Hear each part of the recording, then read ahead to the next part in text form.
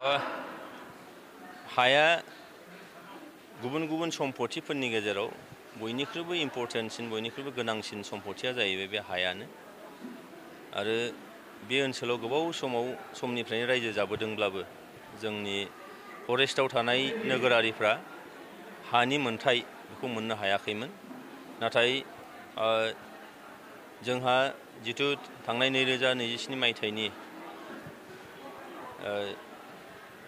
जिखिनि बिटिआर सुक्ति जाबाय, बे बिटिआर सुक्तिनि दफायावबो लिरनाय दं आरो 2006 मायथाइनि जे फरेस्ट डुवेलार्स राइट एक्ट जोंहा दङ, बे एक्टनि गेजेरजों आरो सुक्तिनि मोनसे दफा बायदियै जोंहा हा होनायनि जे बाथ्रा दङ, बेखौ लानानै दिनै चिरां जिल्लानिनो बे सिडली समष्टिनि सिङाव थानाय बिटिसिनि निसिमा बियाबनि सिङाव थानाय नैबे मालिबिथा ओनसोलाव बिनि बेक्तिगत भाबैनो जा बा माखासे फसंथानफोर जेरै स्कुलफोर दङ बा बिदिनो क्लाबफोर दङ, बेबायदिनो थानसालिफोर, मन्दिरफोर, गिर्जाफोर दङ, बे गासैखौबो लाजोबनानै 421 माने खान जेबा बेबायदिनो अनुष्ठानफोरनो हानि जे मोनथाय बेबा लेन्ड पसेसननि जे सार्टिफिकेट बेखौ दिनैहाय राननाय जाबाय।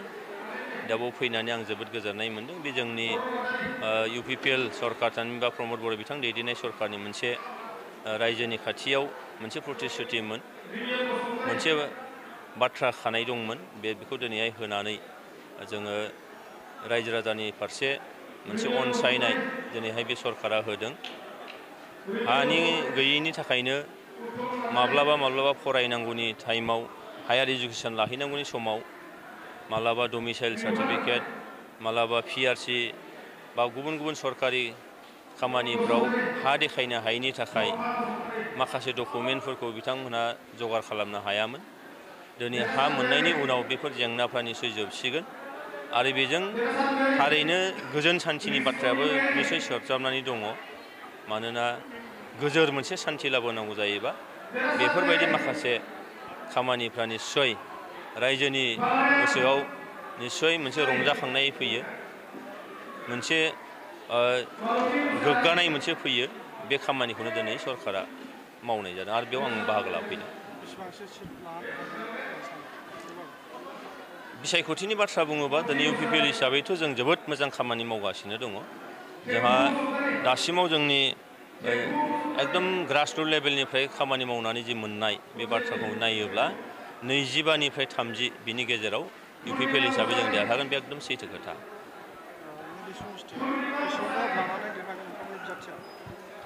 बेखौ जोङो दा खामानि मावबाय थादों।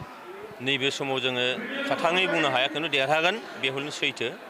डिफारेन्सआ बेसेबां फैगोन बेखिनिखौ जोङो बे बिसायख'थिनि खामानि मावबाय थानाय निसय बे टाइमाव जों आरोबाव थाल मोनगोन।